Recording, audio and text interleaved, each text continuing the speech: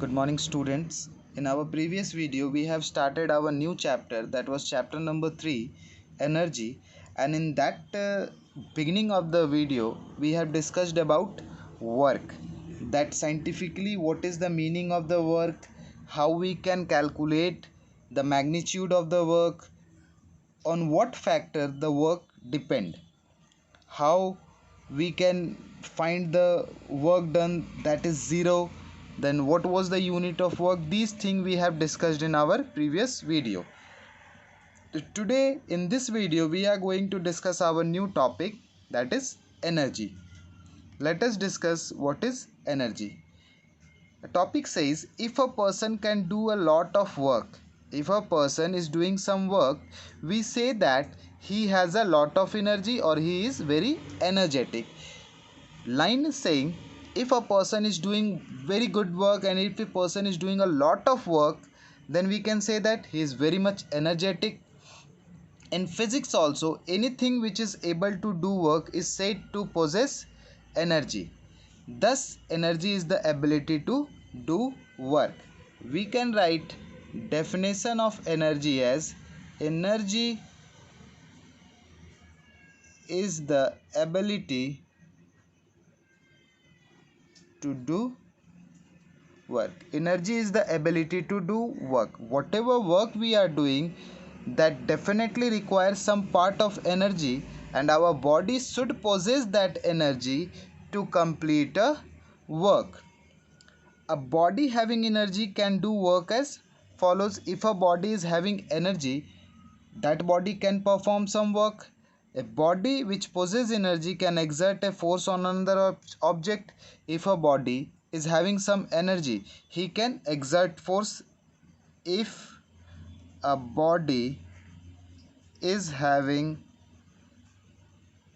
energy, if a body is having energy, what it can do?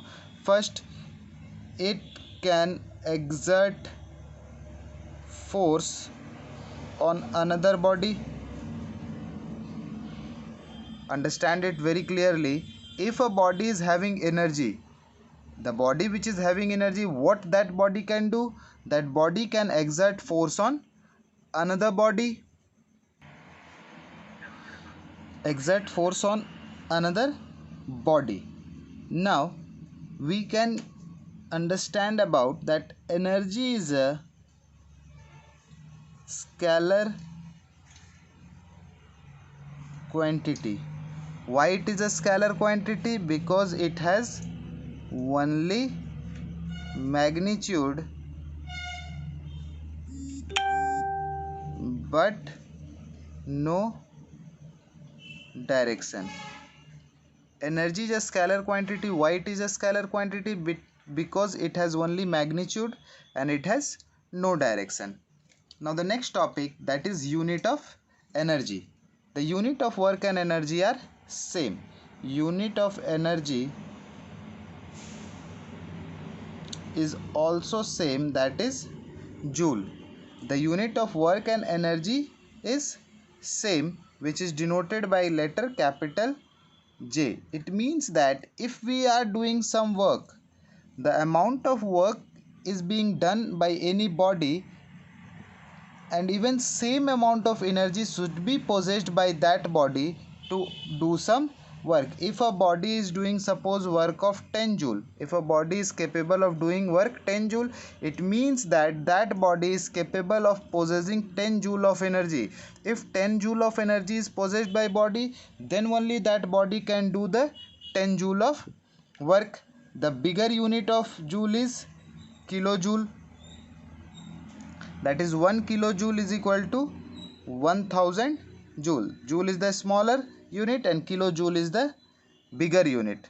Hope that energy is quite clear. We have to understand that energy is the ability to do work or capability to do work, and if a body is having energy, it can exert force or it can do work. One more point we can add, it can do work, it can do work also. Energy is a scalar quantity. Why it is scalar quantity? Because it has only magnitude and no direction.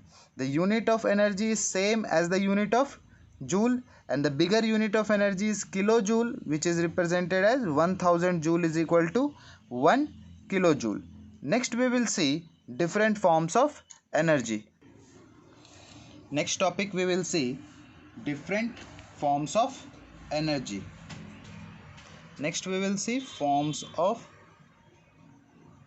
energy. The first form of energy we will study about mechanical energy. The very first form of energy is mechanical energy, and again this mechanical energy is distributed into two form of energy. First is potential energy and second is kinetic energy. Let us discuss this mechanical energy and the form these two form of mechanical energy, that is potential energy and kinetic energy. The very first energy is mechanical energy. As mechanical energy shows, mechanical energy. As mechanical energy says that sum of potential energy and kinetic energy is termed as mechanical energy. The sum of kinetic energy and potential energy is known as mechanical energy. A body is said to have mechanical energy if it possesses either potential or kinetic energy or both.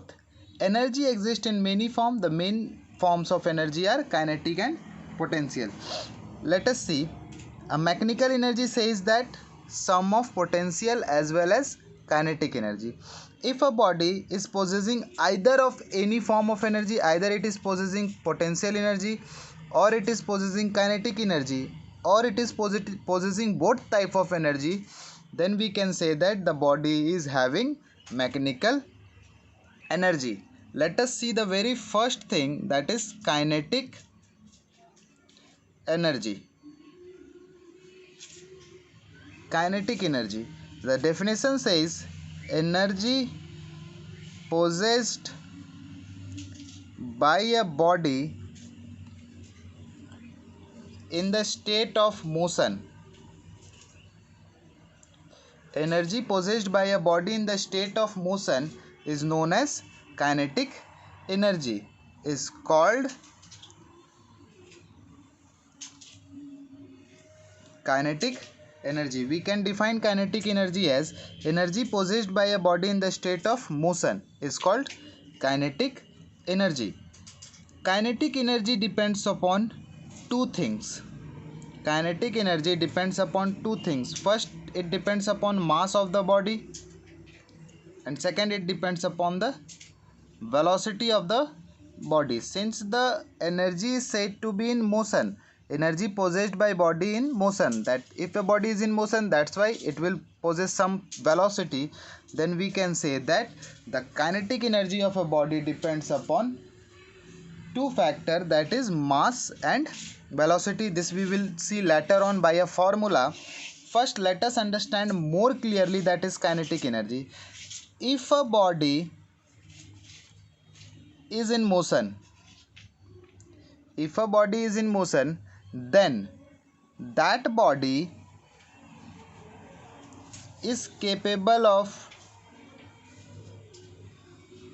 doing work. If a body is in motion, then that body is capable of doing work. You can see here example, a moving cricket ball. When a ball is in motion, it strikes the stumps and stump gets off. Now it has done some work. It has you can say that removed the bales of the stumps. It has done some work, and the work has been done when some energy is being possessed, and this energy was due to the motion of the body. That's why it is called kinetic energy. The formula for calculating kinetic energy of the body is half mv square. This is the formula for kinetic energy, half mv square. Half m represent mass of the body, v represent velocity of the body. That's why I was saying that kinetic energy depends upon these two factors, that is mass and the velocity. Now let us see the second type of energy, that is potential energy.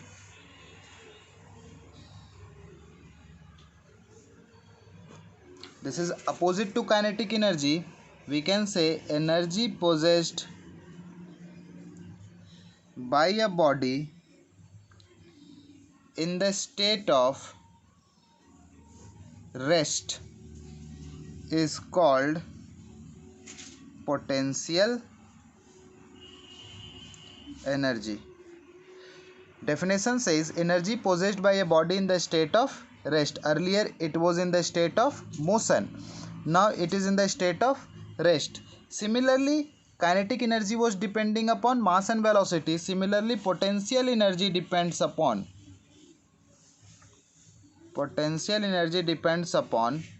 two things: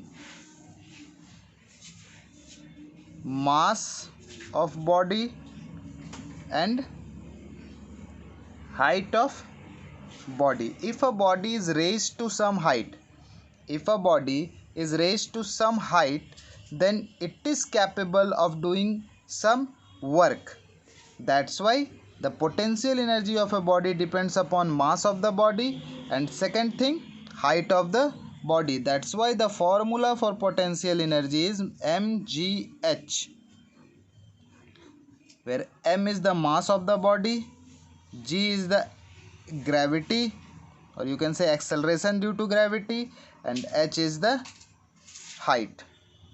This is the formula for calculating the potential energy of the body. Now you can see in your book so many example here. Potential energy: brick is kept on the top of the wall. When this brick will fall down, then this brick will be capable of doing some work. That's why we can say that the potential energy depends upon mass and height. Here we can see that first figure and second figure. First figure is gaining potential energy, it is at rest. And the second figure, when the finger is removed, when the hand is removed from here, this ball starts in motion. This potential energy gets converted into kinetic energy. Hope that up to here it is clear to you all. In the next video we will see other form of energy, and your task is, for this kinetic energy and potential energy, you have to read the book, and if you are having any doubt you can raise the query.